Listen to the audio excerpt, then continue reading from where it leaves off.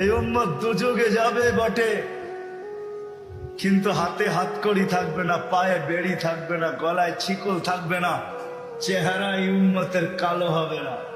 দুযোগীদের চেহারা কালো, হাতকড়ি থাকবে, পায়ে বেড়ি থাকবে, গলায় ছিকল থাকবে। মালিক ফেরেশতাদেরকে জিজ্ঞাসা করবে, কোত্থেকে ধরে নিয়ে আসছো সেকে? হাতকড়ি কই, পায়ের বেড়ি কই, গলার ছিকল কই, চেহারা তো জকজকে, বুলে কাকে ধরে নিয়ে আসছো?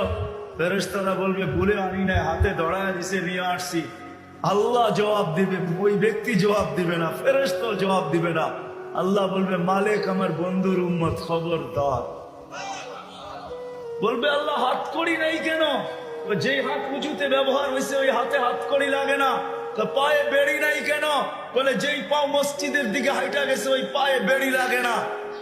চেহারা ঝকঝকে, গলায় ছিকল নাই কেন? বলে যেই কপাল আমার কুদরতি